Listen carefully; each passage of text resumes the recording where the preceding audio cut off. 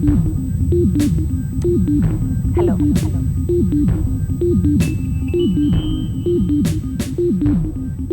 I'm Samantha Cristoforetti on the International Space Station for the Futura mission. Space is a very hostile environment that presents us with many challenges. Vacuum, temperature extremes, radiation, just to name a few. Fortunately, the space station provides us with an environment in which we can live and thrive.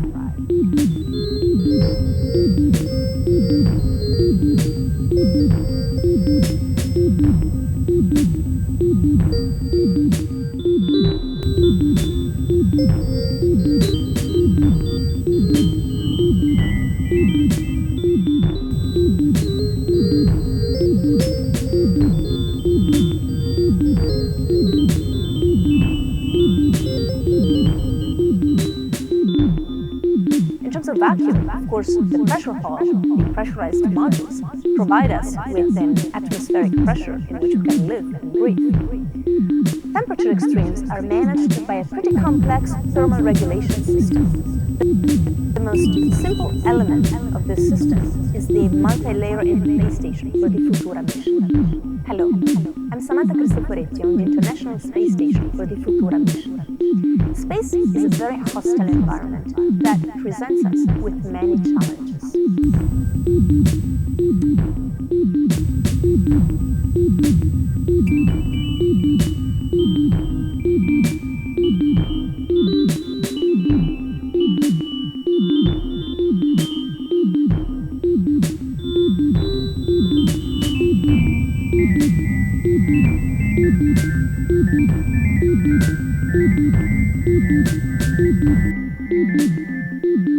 Vacuum, temperature extremes, radiation, just to name a few. Fortunately, the space station provides us with an environment in which we can live and thrive.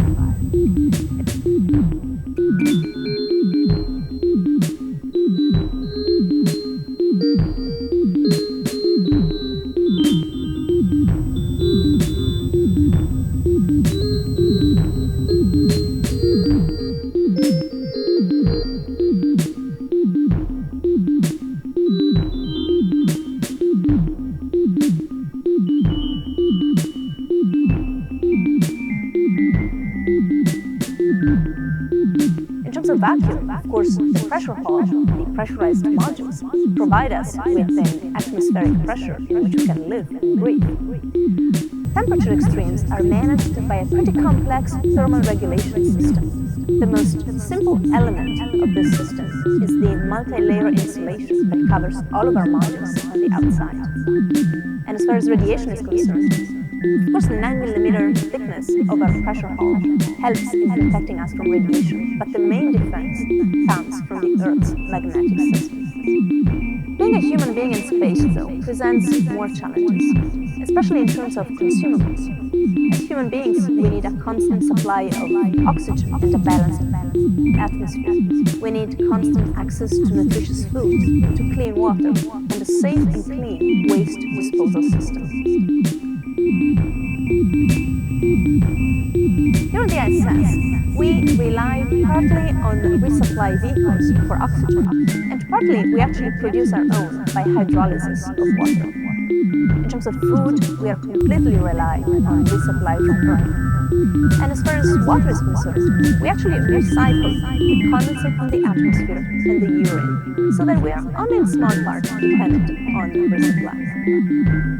But what happens if human beings want to travel further into far away where we cannot rely on a constant resupply? Many scientists are working today to develop technologies that can reduce our reliance on resupply and will help. Hello Samantha. Here on Earth we are investigating how actually bacteria can produce the oxygen for us. We are studying, for example, this green bacterium which is called spirulina. You see it has a nice green culture or color in culture. If we magnify it, it looks like a spiral. That's why we call it also spirulina. And we are testing how we can use it also in space to produce oxygen and actually to remove the CO2 from the atmosphere in ISS, for example. That is very interesting. What are the greatest challenges that you are facing in setting up this system on ISS? So we know that the spirulina works very well on Earth. It nicely grows, it's producing a lot of oxygen. But of course we want to know if it does the same in space, where it will be exposed to higher doses of radiation coming from the sun, but also the weight distance. And this may change the cells or how they grow. So we want to test if it still grows well and if it still produces all the oxygen we want.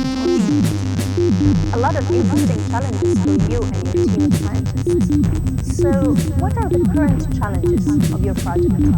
So we are studying actually the cells and also the DNA of spirulina, also called Arthrospira, to look what kind of genes are in there and if they may change.